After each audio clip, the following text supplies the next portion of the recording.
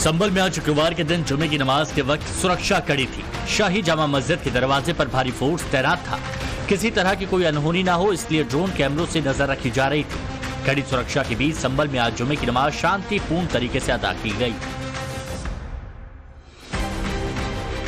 संभल में अब सुरक्षा कड़ी है, सब शांत है, मगर संभल की इस शांति के बीच भड़काऊ मौलाना गैंग एक बार फिर से एक्टिव हो गया। मौलाना तौकीर रजा संभल हिंसा के लिए पुलिस प्रशासन पर आरोप लगा रहे हैं। तौकीर रजा का कहना है कि संभल में हिंसा पुलिस और प्रशासन से जुड़े लोगों की साजिश थी और वो खुद अपने साथ पत्थर लेकर सर्वे के दिन पहुंचे थे।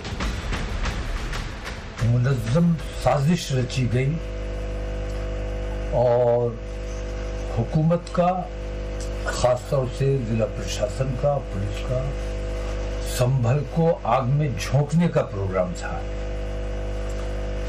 लेकिन वहां के मुसलमानों ने बहुत सूझबूझ से काम लिया और बेईमानी के फैसले के बावजूद कोई नाराजगी का इजहार नहीं किया। सर्वे टीम आई तब कोई नाराजगी का इजहार नहीं किया, किसी किस्म का रिएक्शन नहीं दिया।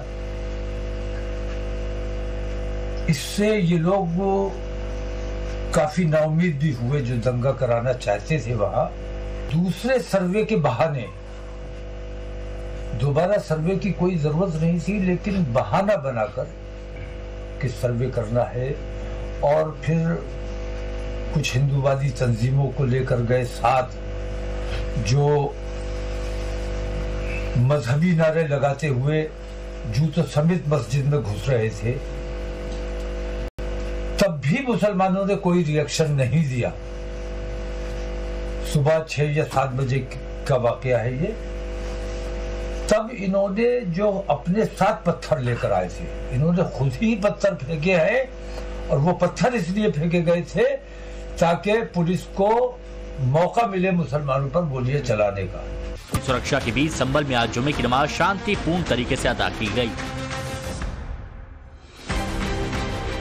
संभल में अब सुरक्षा कड़ी है, सब शांत है, मगर संभल की इस शांति के बीच भड़काऊ मौलाना गैंग एक बार फिर से एक्टिव हो गया। मौलाना तौकीर रजा संभल हिंसा के लिए पुलिस प्रशासन पर आरोप लगा रहे हैं। तौकीर रजा का कहना है कि संभल में हिंसा पुलिस और प्रशासन से जुड़े लोगों की साजिश थी और वो खुद अपने साथ पत्थर लेकर सर्वे के दिन पहुंचे थे। मुनज़्ज़म साजिश रची गई और हुकूमत का, खास तौर से जिला प्रशासन का, पुलिस का, संभल को आग में झोंकने का प्रोग्राम था। लेकिन वहां के मुसलमानों ने बहुत सूझबूझ से काम लिया और बेईमानी के फैसले के बावजूद कोई नाराजगी का इजहार नहीं किया। सर्वे टीम आई तब कोई नाराजगी का इजहार नहीं किया, किसी किस्म का रिएक्शन नहीं दिया। इससे ये लोग काफी नाउम्मीद भी हुए जो दंगा कराना चाहते थे। वहां दूसरे सर्वे के बहाने, दोबारा सर्वे की कोई जरूरत नहीं थी, लेकिन बहाना बनाकर कि सर्वे करना है और फिर कुछ हिंदूवादी तंजीमों को लेकर गए साथ, जो मजहबी नारे लगाते हुए जूतों समेत मस्जिद में घुस रहे थे। तब भी मुसलमानों ने कोई रिएक्शन नहीं दिया।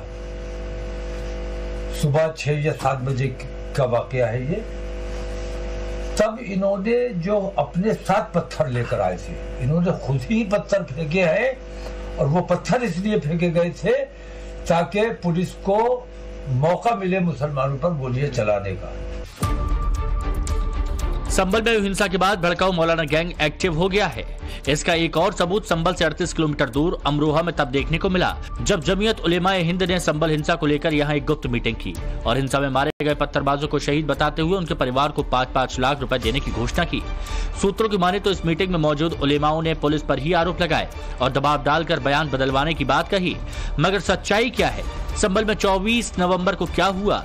पत्थर किसने बरसाए और वीडियो में क्या कैद हुआ? इसकी सच्चाई आप खुद मुरादाबाद रेंज के कमिश्नर आंजनेय कुमार से सुनिए।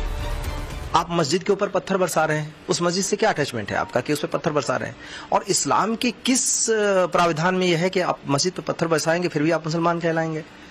आप देखिए, मैं वीडियो के साथ कह रहा हूं, मैं कोई आरोप नहीं लगा रहा हूं। जिस वीडियो में 940 से 945 पे आप देखेंगे मस्जिद के ऊपर पत्थर बरसाए जा रहे हैं ताकि वहां से टीम चली जाए। इस बीच आज इस मामले की सुनवाई देश की सर्वोच्च अदालत सुप्रीम कोर्ट में हुई। सुप्रीम कोर्ट ने मस्जिद कमेटी को इलाहाबाद हाईकोर्ट जाने के निर्देश दिए, साथ ही आदेश जारी किए कि निचली अदालत सर्वे रिपोर्ट पर कोई फैसला न दे जब तक मस्जिद कमेटी की सुनवाई हाईकोर्ट में शुरू नहीं हो जाती। मगर सवाल ये कि 19 तारीख को मस्जिद में जब पहले सर्वे हुआ तब मस्जिद कमेटी के लोग कोर्ट क्यों नहीं गए? अगर तब मस्जिद कमेटी कोर्ट चली जाती तो शायद संभल में हिंसा होती ही नहीं। सवाल ये भी है कि आखिर क्यों तौकीर रजा जैसे भड़काऊ मौलाना पुलिस प्रशासन को हिंसा के लिए जिम्मेदार ठहरा रहे हैं, जबकि मौके पर मौजूद साक्ष्य कुछ और ही इशारा कर रहे हैं। सवाल ये भी कि हिंसा में जो पत्थरबाज मारे गए, आखिर जमीयत उन्हें शहीद कैसे कह सकता है? इन सब सवालों के बीच समाजवादी पार्टी की तरफ से भी ताबड़तोड़ बयानबाजी हो रही है। कोई सिटिंग जज की मौजूदगी में जांच आयोग बनाने की बात कह रहा है, तो दूसरी तरफ इस मामले में एसपी खुल्लम खुल्ला उलेमा और मस्जिद कमेटी के पक्ष में उतर आई है। हम ये चाहते थे कि सिटिंग जज की जांच आयोग बनना चाहिए, लेकिन उसमें एक आईएएस हम अभी मांग करेंगे कि सिटिंग जज का होना चाहिए। हमें उम्मीद नहीं है, क्योंकि हम ये चाहते हैं कि सिटिंग जज के द्वारा जो है आयोग बनना चाहिए और उसके द्वारा जांच होनी चाहिए। नहीं, ठीक है। समाजवादी पार्टी उलेमाओं के साथ और हमारे जो मस्जिद कमेटी के जो लोग हैं उनकी भावनाओं के साथ उनके साथ है। एक तरफ मौलाना ब्रिगेड संभल हिंसा के लिए पुलिस एक्शन को जिम्मेदार ठहरा रही है, दूसरी तरफ समाजवादी पार्टी मस्जिद कमेटी और उलेमाओं के साथ खड़ी हो रही है। तो वहीं बीजेपी कोर्ट के फैसले का स्वागत करते हुए दंगाइयों से सख्त निपटने की बात कह रही है। माननीय न्यायालय का हम सम्मान करते हैं। सर्वोच्च न्यायालय ने जो भी आदेश दिया है हम उसका सम्मान करेंगे, उस आधार पर काम करेंगे। और सबसे बड़ी चुनौती हमारे सामने है कि हम किसी भी व्यक्ति को कानून हाथ में लेने नहीं देंगे। माननीय न्यायालय के आदेश का सरकार सदा से पालन करती है। समाजवादी पार्टी लगातार माननीय न्यायालय के आदेशों का उल्लंघन करने वाला कार्य करती है। मैं माननीय न्यायालय के फैसले का स्वागत करता हूं और समाजवादी पार्टी और उनके गुंडों, अपराधियों, माफियाओं, दंगाइयों को हिदायत देता हूं कि माहौल खराब करने की कोशिश न करें। संभल में हुई हिंसा के बाद जहां एक तरफ मुसलमानों को भड़काने का काम शुरू हो गया, तो वहीं इस मुद्दे पर सियासत भी भरपूर हो रही है। ऐसे में सवाल है कि संभल मामले में उलेमाओं और मस्जिद कमेटी का साथ देकर क्या समाजवादी पार्टी इसमें किसी तरह का सियासी फायदा देख रही है?